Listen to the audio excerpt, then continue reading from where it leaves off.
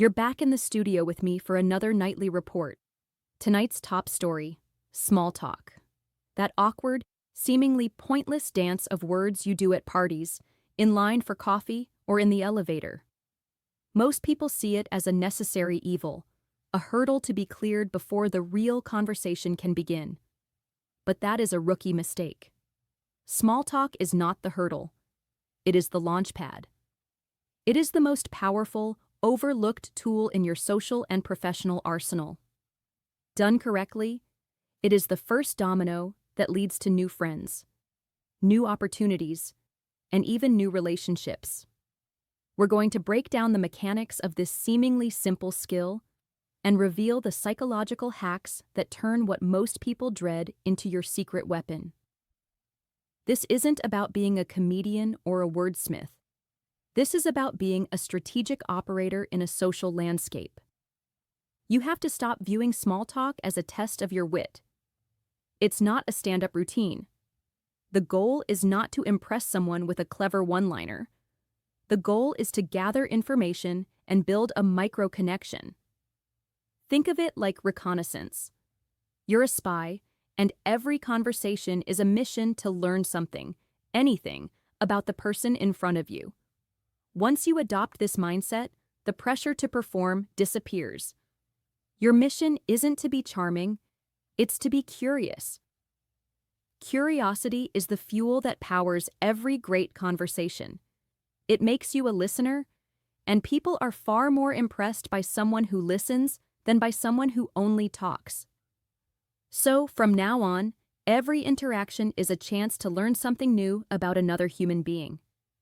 That is your primary objective. Now, let's get into the tactical hacks. The biggest challenge for most people is the opener. How do you start without it being painfully cliché? Forget, "How's the weather?" It's lazy and uninspired. Instead, start with a specific observation about the shared environment. If you're at a conference, a great line is, "The speaker made a really interesting point about the Q3 projections. What was your takeaway?" This is a specific, low-stakes question that invites a real response. If you're in a checkout line, you might say, "I've never tried this brand before. Is it any good?" This is also a specific, low-stakes question that lets the other person be the expert for a moment. Instead of asking, "What do you do?" you can say, "Hey, I've been meaning to check out a new spot for lunch.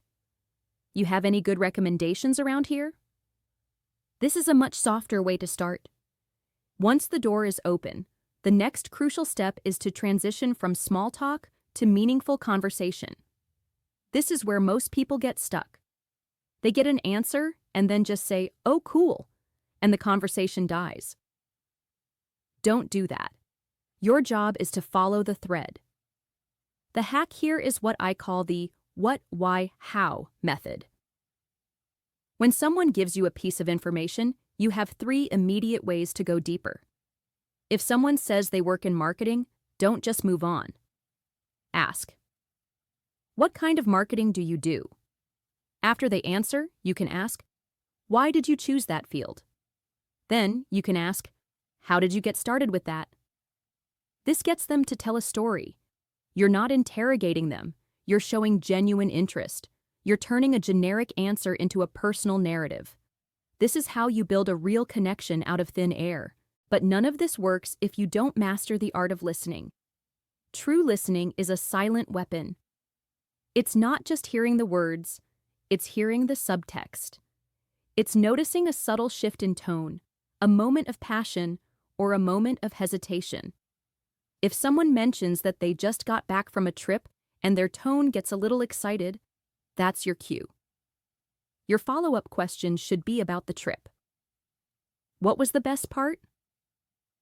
You are signaling that you are paying attention, that you care about what they care about. This is a form of social currency. When you make someone feel heard, you are giving them a gift.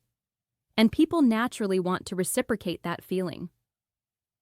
They will be more likely to listen to you, to engage with you, and to want to spend more time around you. You don't have to talk more to be a better conversationalist. You have to listen more. Finally, let's talk about the graceful exit. The goal is to leave the person feeling better for having spoken to you. The hack here is to tie your exit to something from the conversation. It was great talking to you about that trip to Paris. I hope you get to go back soon. This shows you were listening, and it gives a clear, polite reason for leaving. You're not making an excuse. You're stating a fact. You can also use the future-oriented exit. It was a pleasure meeting you. I hope the rest of your night is great. It's simple, direct, and leaves a positive final impression. The person leaves the interaction thinking, that was a good conversation, and they associate that feeling with you. Small talk is a skill, not a personality trait. It's a series of strategic maneuvers that can be learned, practiced, and perfected. It's how you get people to drop their guard. It's how you get the inside track. It's how you open up your world. Go out there and start a conversation. You might be surprised at what you find.